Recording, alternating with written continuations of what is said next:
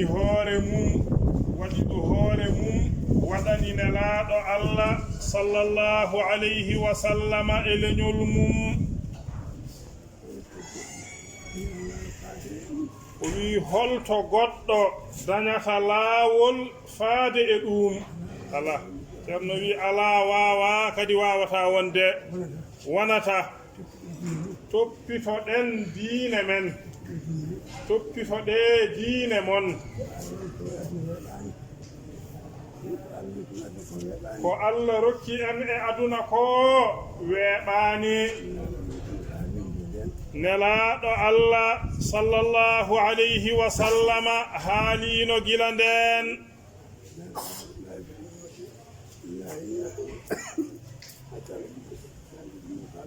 o wi'iino laa tazaalu ta'ifatun min ummati ظاهرين على الحق حتى تقوم الساعة لا يضرهم من خالفهم وي نلادو الله صلى الله عليه وسلم وي وند سيرتا فد إلى نولم هي ندن فد ند سيرتا إلى فيني إدو غونغا كدي إلى فيني ري غونغا ha darga daro walla ha fi Allah aroya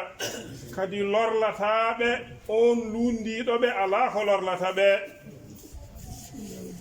alhamdulillahi rabbil alamina o wi hadith goɗɗo one kadi nan ɗon o wi wonde nelaɗo Allah sallallahu alayhi wa sallam ne kadi haali wonde inna lillahi ibadan laysu bi anbiya'a wala shuhada'a walakin yaghbituhumul anbiya'u wa shuhada'u yawmal qiyamati wonde Allah nelaɗo Allah sallallahu alayhi wa sallam wi Allah ina jogii jiyaɓe ɓen jiyaɓe ɓe gona annabaɓe ɓe gona kadi sahodinɓe kono sabi ko Allah waɗani ɓe e moƴƴere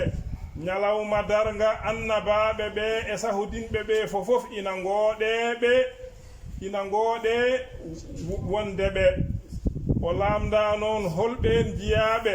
o wi ko jiyaɓe ɓe ganduɗa e ɓe ndenti sababunde Allah tawa askoji ala hakkunde maɓɓe leɗele maɓɓe ina goɗɗodiri jiidigal ala hakkunde maɓɓe kono eɓe ndendiri hunde wootere yidde Allah e nelaɗo muɗum sallallahu alayhi wa sallam e yidde goonga e gollirde ɗum e jangtade inde Allah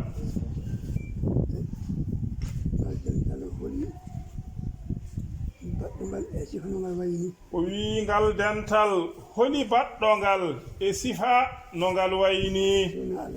so wona Allah tabaraka wa ta'ala e barke nelaɗo Allah sallallahu alayhi wa sallama alhamdulillahi rabbil alamina alhamdulillahi rabbil alamina alhamdulillahi rabbil alamina اللهم صل على سيدنا محمد وسلم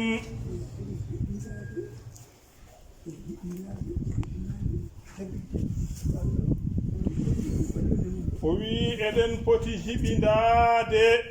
e hoɓindade e tabidde e ko Allah waɗi en ko